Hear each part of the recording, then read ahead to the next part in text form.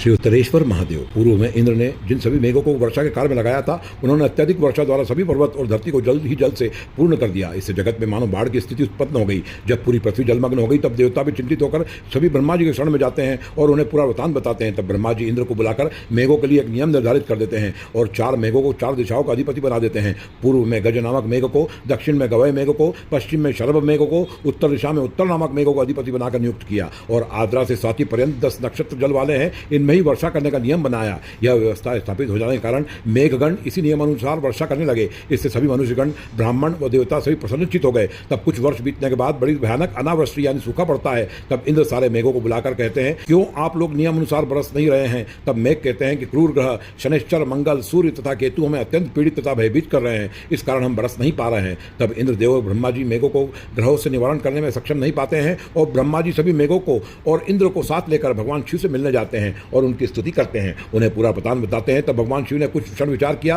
वह उत्तर मेघ, जो कि करोड़ों मेघों को स्वामी था, उसे बुलाया। उत्तर मेघ तुरंत भगवान के सामने उपस्थित हुआ और उसने बोला, आदेश करिए प्रभु, मैं क्या करूं? इस पर भगवान शिव ने कहा कि तुम सभी मेघों को लेकर रमणीक महाकाल वन में जाओ। वहां नंदीश्वर के दक्षिण में उत्तम लिंग विराजित है, तुम वहां जाकर यत्न तथा लिंग उपासना करो। भगवान के कहने पर उत्तर मेघ ने अपने अन्य मेघों के साथ लेकर महाकाल में जाकर भक्तिपूर्वक क्षिप्रा जल से वृष्टिपत लिंग का अभिषेक पूजन किया। पूजन करने मात्र से लिंग में से ज्वालामाला से आवर्त एक धूम्र मंडल उदित हो गया। यह धुआं आकाश से उदित हो गया। इसने तत्काल समस्त ग्रहों को व्याकुल कर दिया। तभी ब्रह्मा जी एवं विष्णु जी भी इस अद्भुत घटना को देखकर इंद्र के साथ लिंग के पास आए। उन्होंने लिंग को ज्वालामाला से समाकुल देखा, जिसकी ओर देखा ना जा सके। ऐसे भयंकर तथा बढ़ते हुए उस लिंग को उन्होंने देखा। उनके पलक झपकते मात्र ही लिंग ने 10,000 योजन वृद्धि प्राप्त कर ली। लिंग की बढ़ती आकृति देखकर इंद्र स्तंभित हो गए, ग्रहगण संज्ञाहीन होने लगे। तभी लिंग में से मूसल जितनी मोटी जलधारा निकलने लगी, जिसने जगत को जल से परिपूर्ण कर दिया। दूसरी ओर लिंग के अन्य भागों से महावायु, विद्युत और ज्वालामाला निकलने लगी। ऐसे विचित्र वर्धित अव्यक्त अद्भुत लिंग से आकाश व्याप्त हो गया। यह देखकर ग्रहगण धुएं से व्याकुल हो गए, उनके नेत्र नहीं खुल पा रहे थे। तब भयभीत होकर वे सभी भगवान शिव की स्तुति करने लगे। उनकी स्तुति से प्रसन्न होकर